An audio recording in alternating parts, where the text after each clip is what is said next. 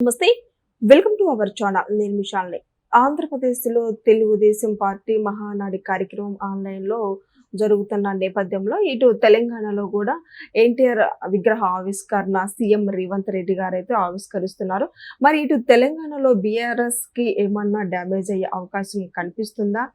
అయితే అసలు ఏం జరుగుతుంది? దీని మీదే మనకి పూర్తిగా విశ్లేషించడానికి మనతో పాటు స్టూడియోలో ఉన్నారు సీనియర్ జర్నలిస్ట్ డివి శ్రీనివాస్ గారు ఉన్నారు. వారిని అడిగి ఈ విషయాలను తెలుసుకునే ప్రయత్నం చేద్దాం. నమస్కారం సార్. నమస్తే సార్, ఇప్పటికే మహానాడు కార్యక్రమం ఇటు ఏపీలో, ఆంధ్రప్రదేశ్లో, అమరావతిలో జరుగుతున్న ఆన్లైన్లో సద్వినియోగం జరుగుతున్న నేపథ్యంలో ఇటు తెలంగాణలో కూడా ఎన్టీఆర్ విగ్రహ ఆవిష్కరణ జరుగుతున్న నేపథ్యంలో ఇటు బీఆర్ఎస్కి ఏమన్నా దెబ్బపడే అవకాశం ఏమైనా ఉందంటారా సార్? ఏమంటారు సార్ దీని మీద?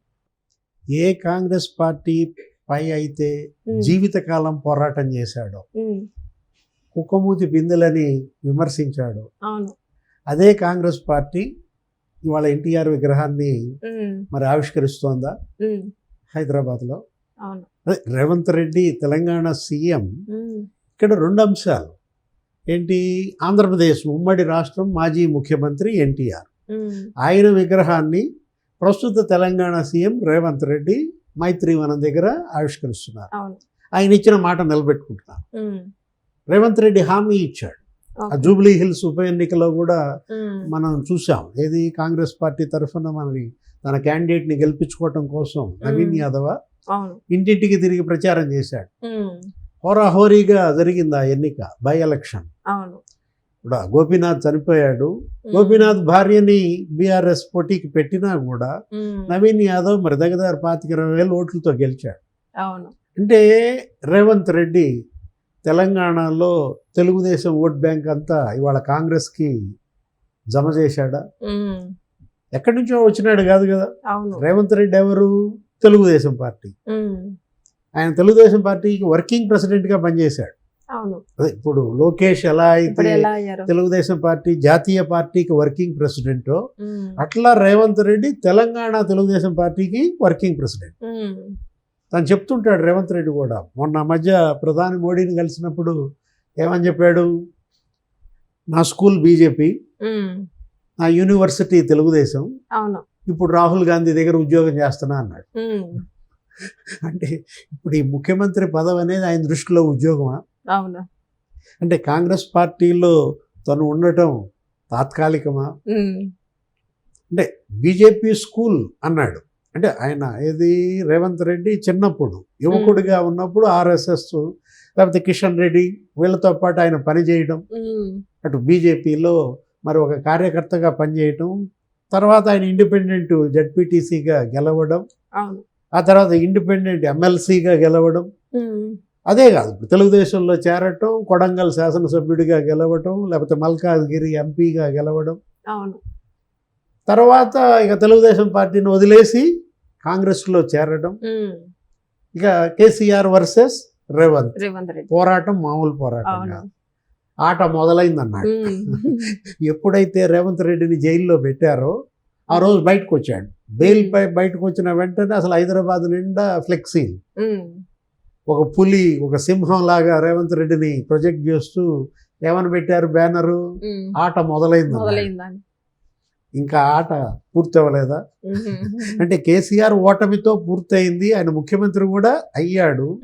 కానీ ఇవాళ తెలంగాణ వ్యాప్తంగా ఉన్న తెలుగుదేశం క్యాడర్, లేకపోతే హైదరాబాదులో వేళ్ళూనుకుపోయినటువంటి తెలుగుదేశం కార్యకర్తలు, ఎన్టీఆర్, చంద్రబాబు అభిమానులు, వీళ్ళందరూ కూడా ఇక్కడ తెలుగుదేశం ఇవాళ ఏంటి, కొన్ని ఎన్నికల్లో పోటీ చేయకపోవటం, కాలక్రమేణా అది ఎలా క్షీణించింది. తెలుగుదేశం ఓట్ బ్యాంక్ అంతా కూడా కేసీఆర్ ఏం చేశాడు? చాలామంది నాయకుల్ని తన పార్టీలో చేర్చేసుకున్నాడు. తెలుగుదేశం తరపున ఎమ్మెల్యేలుగా గెలిచిన వాళ్ళందరినీ బీఆర్ఎస్లో అదే టీఆర్ఎస్లోకి లాక్కున్నాడు. ఎట్లా అయినా తెలుగుదేశాన్ని చంపాలి, చంపితేనే తన పార్టీ బతుకు. టీఆర్ఎస్ బతకాలంటే తెలుగుదేశం చావాలన్నట్టుగా అతను ఏం చేశాడు? చివరికి 2 శాసనసభ్యులు గెలిస్తే వాళ్ళను కూడా లాక్కున్నాడు. ఆ ఖమ్మం నుంచి వచ్చిన వాళ్ళను కూడా. ఇప్పుడు వీళ్ళంతా తెలుగుదేశం వాళ్ళే కదా. అసలు కేసీఆరే తెలుగుదేశం కదా. అంటే అసలు కేసీఆర్ కొడుకు పేరే తారక రామారావు. తారక రామారావు అంటే ఎవరు? తారక రామారావు అంటే ఎన్టీఆర్.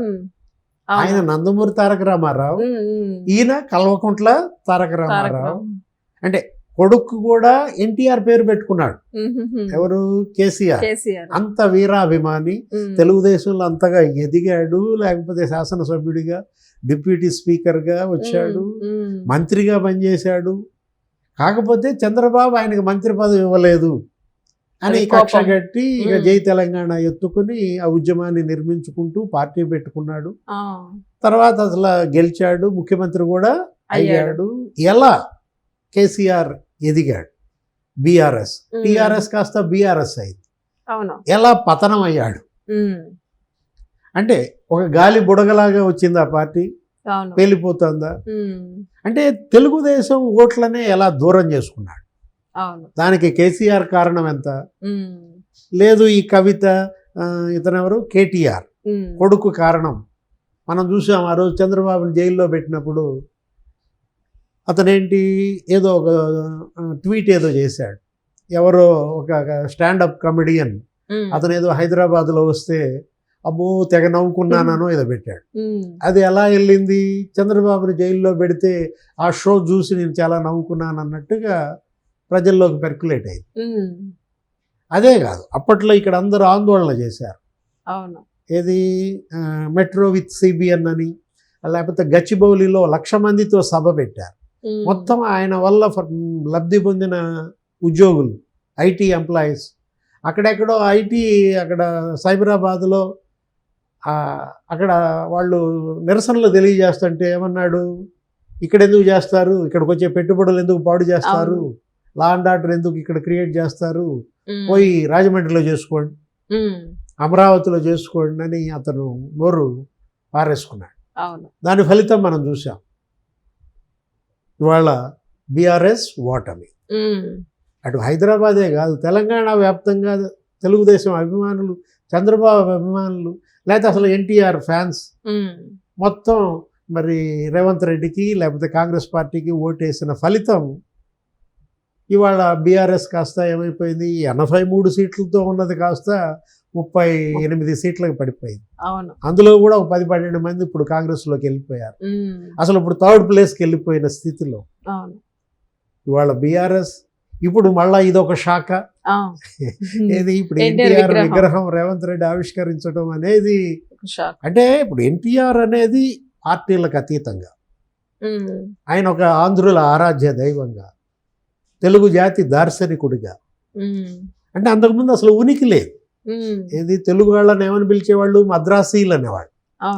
అట్లాంటిది మద్రాసీలం కాదు, మేమంటూ ఒక భాష, మాదంటూ ఒక జాతి, తెలుగు జాతి యొక్క ఔన్నత్యం ప్రపంచ నలుదిశలా చాటి చెప్పాడంటూ ఇవాళ ఎన్టీఆర్కి అసలు ఇక నీకు పార్టీలతో ప్రమేయం లేదు. ఏది ఆయన తెచ్చినటువంటి సంక్షేమ పథకాలు, ఆయన ఒక సంస్కర్తగా, ఒక రివల్యూషనరీ లీడర్గా, ఒక సంస్కర్త, అనేక రిఫార్మ్స్ ఆయన తీసుకొచ్చాడు. ముఖ్యంగా తెలంగాణలో ఈ పటేల్ పట్వారీ వ్యవస్థ నిర్మూలన, ఇప్పుడు ఈ దొరల పాలన, దాన్ని అంతం చేసి బీసీలకి రాజ్యాధికారం తీసుకురావటం. అసలు వీకర్ సెక్షన్స్ అంతా కూడా ఇవాళ దేవేంద్ర గౌడ్, లేకపోతే కడియం శ్రీహరి, అటు బీసీలు, ఇటు ఎస్సీలు, ఇటు ఎస్టీలు, ముస్లిమ్స్ అందరూ ఇవాళ ఎమ్మెల్యేలుగా, ఎంపీలుగా, జడ్పీ చైర్మన్లుగా, మంత్రులుగా వచ్చారంటే అదంతా ఒక విప్లవం. అది ఎన్టీఆర్ తెచ్చినటువంటి విప్లవం. ఇక్కడ ఒక దేవదాసి చట్టం, ఏంటది, జోగిని వ్యవస్థ అని ఒకటి ఉండేది. ఆలయాల్లో మహిళలతో డాన్సులు వేయించటం, అసలు ఆ వ్యవస్థనే రూపుమాపాడు. అంటే అనేక సంస్కరణలు, అంటే ఆడబిడ్డకి ఆస్తిలో సమాన హక్కు ఇవ్వడం. అదే ఇప్పుడు ఈ పటేల్ పట్వారీ వ్యవస్థ నిర్మూలనే తెలంగాణకి 2వ స్వాతంత్రం అంటారు. ఇప్పుడు మొట్టమొదట వచ్చింది నిజాం నుంచి స్వాతంత్రం, అది సర్దార్ పటేల్ అయితే, ఈ దొరల పాలన నుంచి స్వాతంత్రం ఎన్టీఆర్ తెచ్చాడు. బీసీ, ఎస్సీ, ఎస్టీ, ముస్లిం రాజ్యాధికారానికి ఆయనే కారకుడు అంటూ తెలంగాణ వ్యాప్తంగా ఇవాళ ఆయన విగ్రహాలు. ఇది ఇవాళ పార్టీలకు అతీతంగా ఎన్టీఆర్ అనుకోవాలా? ఏ కాంగ్రెస్ నైతే సమూలంగా కూకటి వేళ్లతో పెళ్లగిస్తా అన్నాడు, అదే కాంగ్రెస్ పార్టీ ఆయన విగ్రహం నెలకొల్పుతుందంటే ఎవరికి పెట్టాలి సెల్యూట్, ఎవరికి చేయాలి సలాం? అవును. ఎన్టీఆర్కి చేయాలా, రేవంత్ రేవంత్ రెడ్డికి రెడ్డికి చేయాలా, చేయాలి. తెలుగుదేశంకి చేయాలా, ఆ. కాంగ్రెస్కి చేయాలా? ఉమ్. పాపం బీఆర్ఎస్ పాత్ర ట్రాజడీయా? అంతేగా సార్. Thank you sir. నమస్తే.